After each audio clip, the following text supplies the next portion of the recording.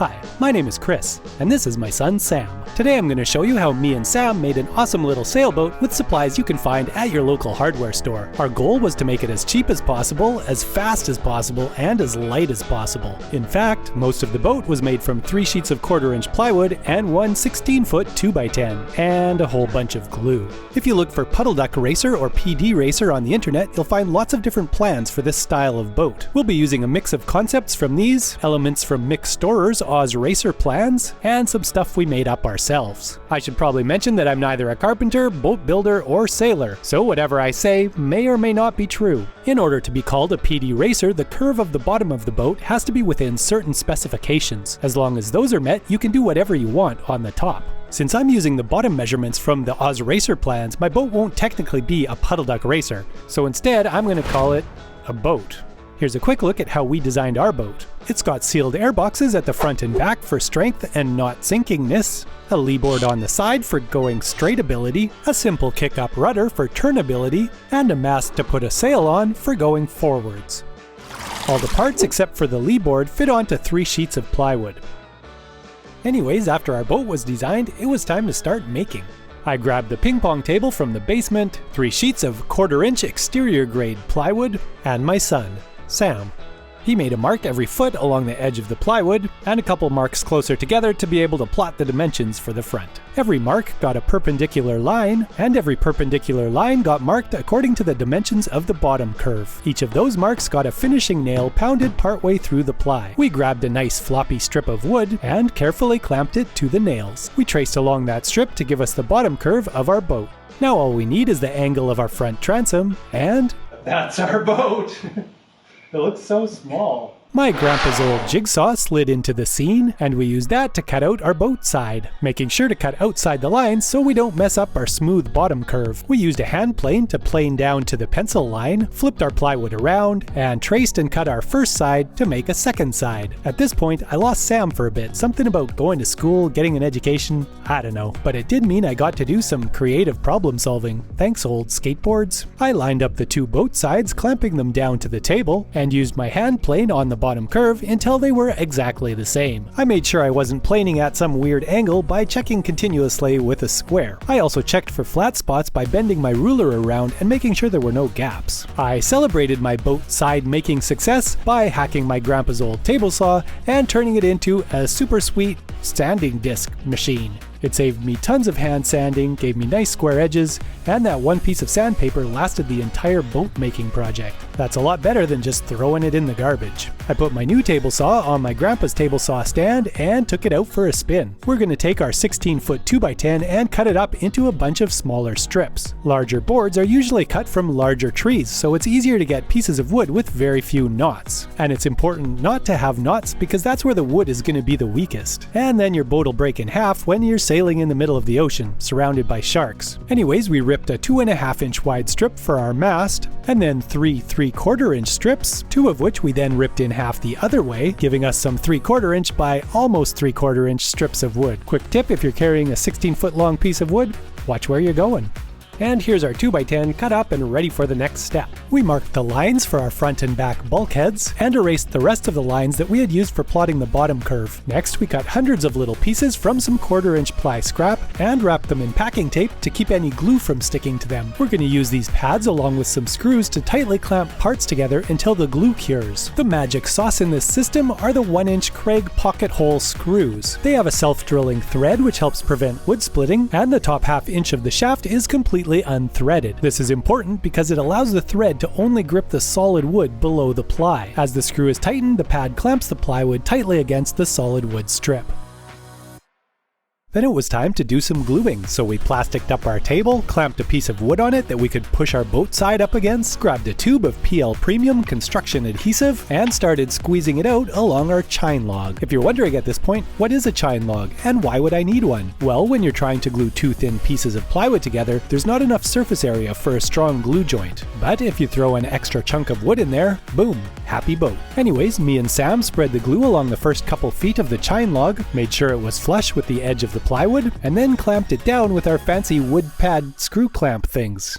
As we went along, gluing and clamping and screwing, we slowly bent the chine log to follow the bottom curve of the boat. When using construction adhesive, it's really important that it gets clamped down nice and tight. Although it does have gap-filling properties, the places where it's filling gaps are not going to be very strong glue joints. We used plenty of glue because we figured better a little too much glue than not enough. And we used plenty of clamps too to make sure our glue joint was nice and strong. I think we used about 20 along that bottom edge. We cut off the extra 8 feet of the chine log and made it into the gunnel, which goes along the top edge. We used the exact same process for attaching the gunnel, except it was easier because we didn't have to bend it as we went along. As it cures, PL Premium likes to bubble up and look ugly. I originally tried smoothing it out with a finger like you would caulking or something like that. However, when I came back a few minutes later, it would be all bubbled up again. I eventually figured out to use a scrap of wood with a slightly rounded corner. I would wait about half an hour until the glue was partially cured, and then I'd use that stick to both scrape away the excess glue as well as kind of smooth and compress the glue into that seam. We then repeated all these steps for the chine log and gunnels on the other boat side, making sure it ended up as a mirror image of the first side. Next, we needed a couple short pieces for the front and back. I cut these from a short 2x4 I had because I didn't want to cut down my 16-foot strips just for some short little pieces. We cleared out any excess glue where the joints were going to be so they could sit nice and flush, and then used a super handy angle gauge to transfer the angles from the front of the boat to the table saw. The first angle was easy, but because the fit needs to be perfect, we made the second cut slightly long and then just took off a little bit at a time until it fit in there. We did the same thing for the back piece,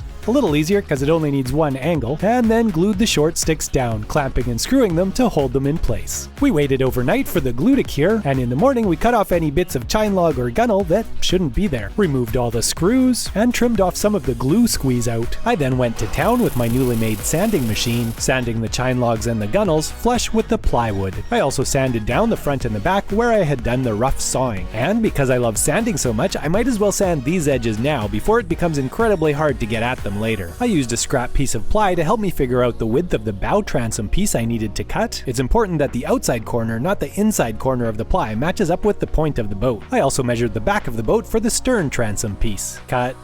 Stern transom. Cut.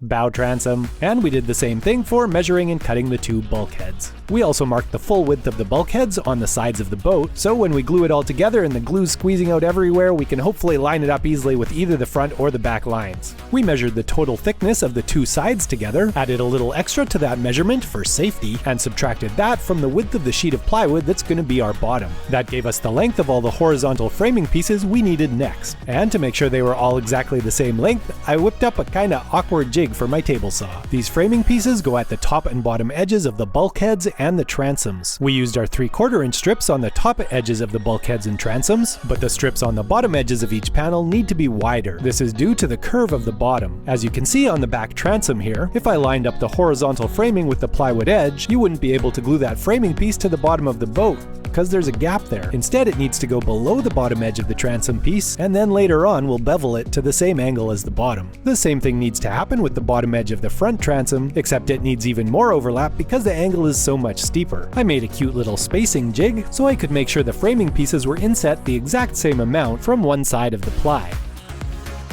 We lined up the horizontal framing using our spacer jig, put in a couple screw clamps, and then unscrewed the screw clamps. That way, once the glue's all squeezing out all over the place and we can't see our line anymore, we can just put those screws back into those holes and we know it'll be in the right place. Once lined up, all the rest of the clamps can go in. And then we repeated that for all the other horizontal framing. By the end, we were working a lot faster and a lot more comfortably.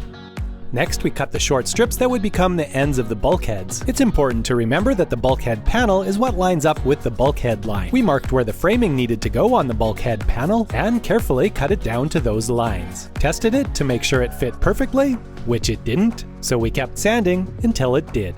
We then measured and cut the angles on the horizontal framing at the bottom of the bulkheads. This was a bit of a shortcut instead of leaving them until the boat was partly assembled and then planing them down by hand to match the bottom curve. But the shortcut paid off. Look at how well that bottom angle matches the line of the boat. Anyways, after that, we glued the short side frames to the bulkheads. And while that glue dried, we measured and cut the angles for the horizontal framing on the front and back transoms. And what do you do when you're done cutting horizontal transom framing?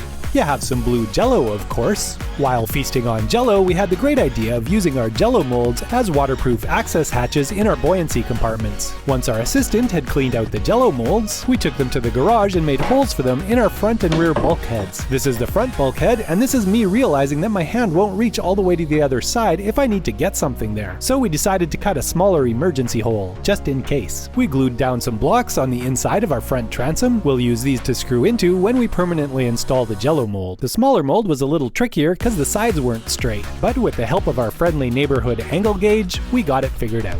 Then our boat was pretty much ready for assembly. We marked lines on the outside corresponding with the center of the bulkhead framing, and then screwed the bulkheads on with the screws going down those lines. Then we screwed on the front and back transoms, checking every once in a while to make sure everything was still square. One way to check for squarity is by measuring diagonally from corner to corner. If the two corner to corner measurements are the same, the boat is square. Once we knew everything looked good, we unscrewed the front transom and the front bulkhead, squeezed glue along the edges, and then screwed it back together. We then repeated the same process for the rear bulkhead and the rear transom. Once glued, we remeasured to make sure everything was still square, and then left it overnight to give the glue a nice long time to cure.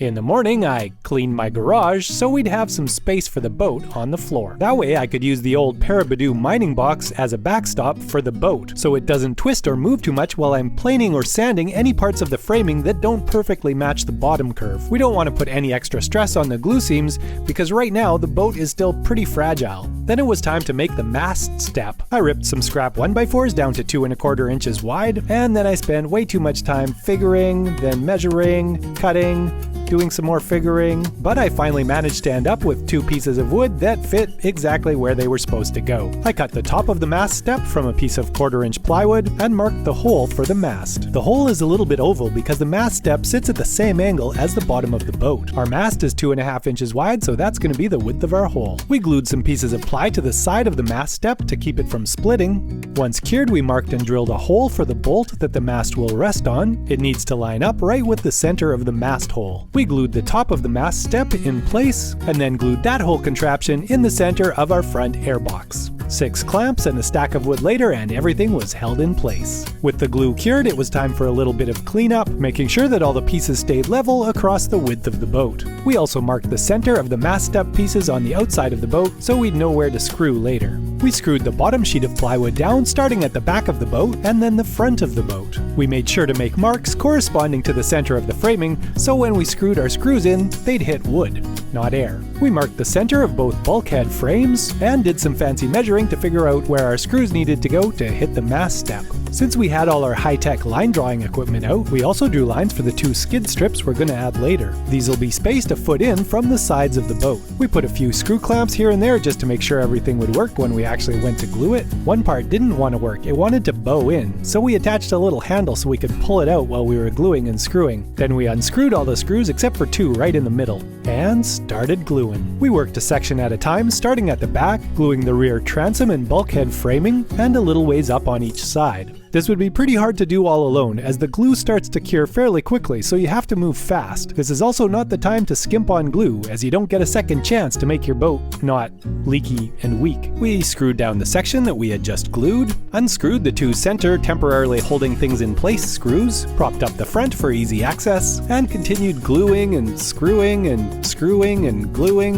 until we were sure that everything was well glued and tightly clamped down. The whole process took us about a half an hour, and here's that half hour in 20 seconds. As you can see, it's important to have tons of screw clamps before you start, because you don't want to run out halfway through. I also found it was important to re-tighten the screws a few minutes after their initial tightening, just to make sure everything ended up nice and tight. We carefully flipped the boat over so we could clean up the glue seams on the inside before it cured. This meant we needed to brace the corners with a fancy stack of wood in order to make sure the boat stayed nice and square. We confirmed squareness with our diagonal measurement system and a little bit of just looking with our eyeballs. We cleaned up all the glue seams and then left it overnight so it would be nice and solid in the morning. In the morning, we added some permanent screws to the mast step for strength. Now it's time for the mast partner, which I guess is the mast step's partner, which also involved much measuring and figuring and cutting. I glued the main supports 2 1/2 inches apart because that's the diameter center of my mast, using a couple temporary spacer blocks to keep them the right distance apart. I made a very special block of wood that, when at right angles to the bulkhead, the edge of it lined up exactly with the edge of the hole in the mast step.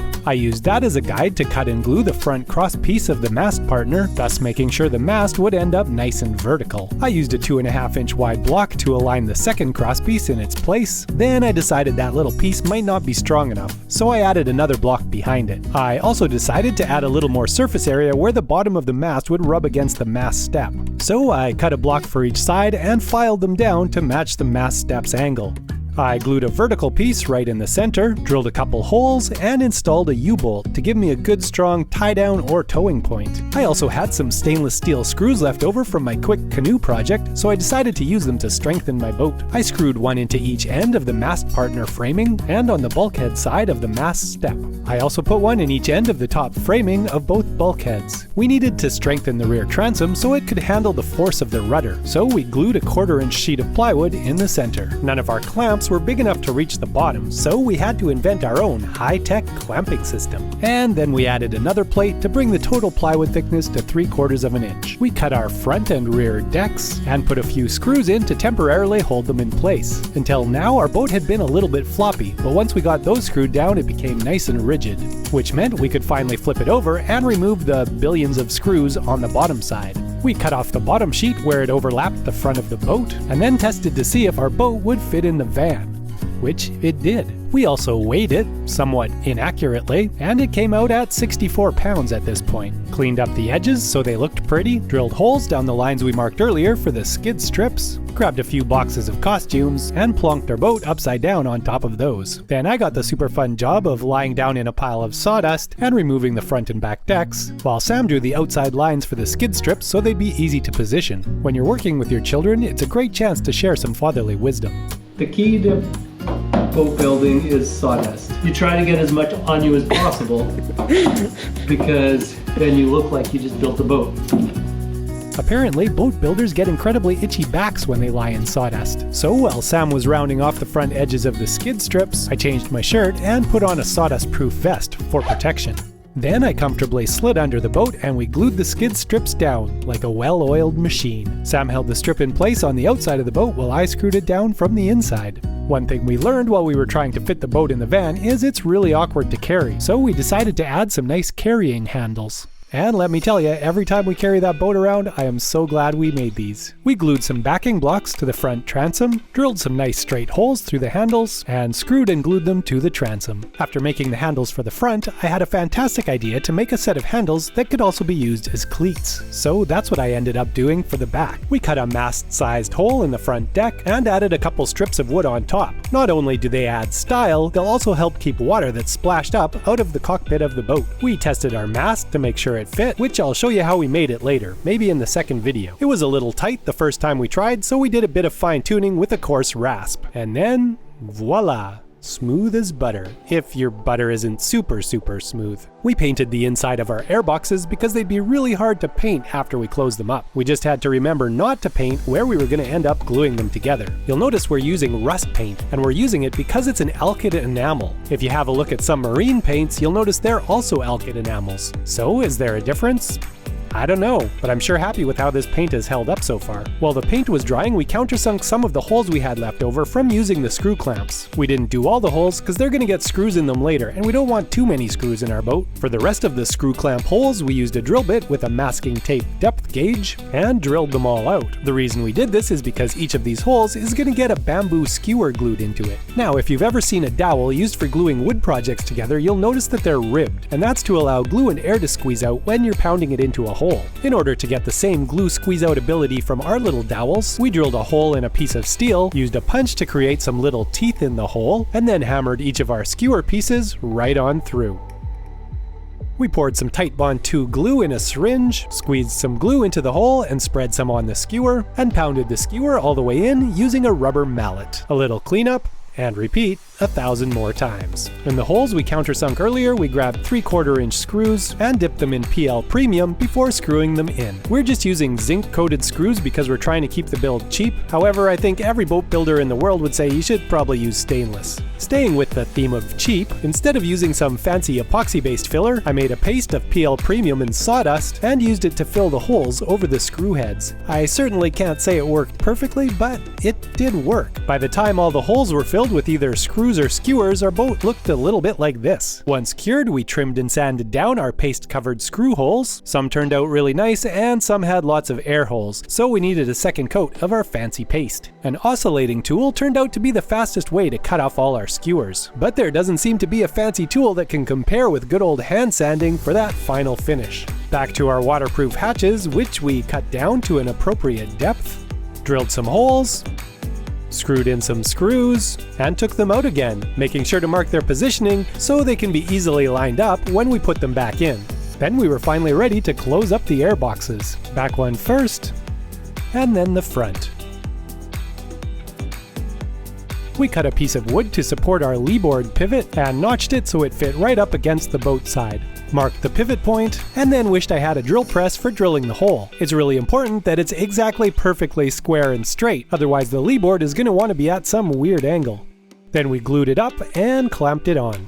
Next, I cleaned up all the edges of the boat, starting with a planer and then using my sander. Most of the edges I rounded off a little bit, except for the one at the bottom of the rear transom. We left that as a nice hard edge so the water could release cleanly from the back and not slow the boat down. To help strengthen and seal those bottom edges, we're going to need something from the thrift store. Like an old bed sheet. It was super handy that the bed sheet had lines on it already, making it really easy to cut some 3-inch strips. I grabbed a maple syrup container that happened to be full of Titebond 2 glue, painted it on a back corner, and then laid a strip of fabric on top. Once the strip was stuck in place, I painted more glue over top of it so the glue would totally saturate the fabric. I then used a gift card to smooth the cloth out, get rid of any excess glue, and make sure the cloth was pressed firmly against the wood. I cut the overlap to create as little bulk around the corner as possible. This technique of using cloth and wood glue is commonly known as poor man's fiberglass, and you can find out lots more about it by looking on the World Wide Web. If you were wondering why the skid strips don't go all the way to the front or the back of the boat, this is why. It's so they don't get in the way of our bed sheet joint sealing system.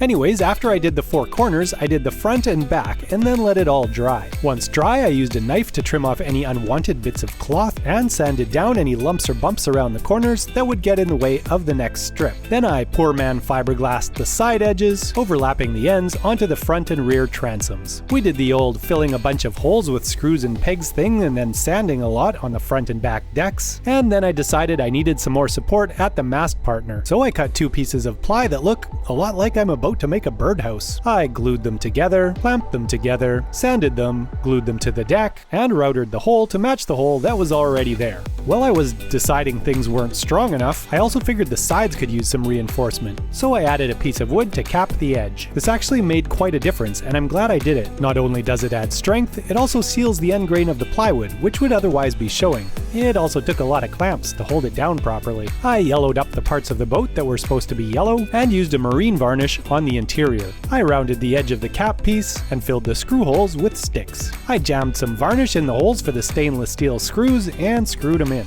I used a little bit of butyl rubber around the U-bolt to seal it, and I also used it around the airbox hatches as well. The reason I'm using the butyl rubber as a sealant is it's not permanent, and I might want to upgrade my airbox hatches one day in the unlikely event that jello molds go out of style. I also needed to seal up the hole on the other side of the front bulkhead, so I took a circle of wood and put a foam backing on it and screwed it over the hole. And that brings us to basically here. We've got a boat that floats and no way to make it move yet. So stay tuned for part 2 where I'll show you how we made our mast, sail, lee board, rudder, and other things. I'm sailing, look, I'm moving. That counts. But I don't want to go too deep.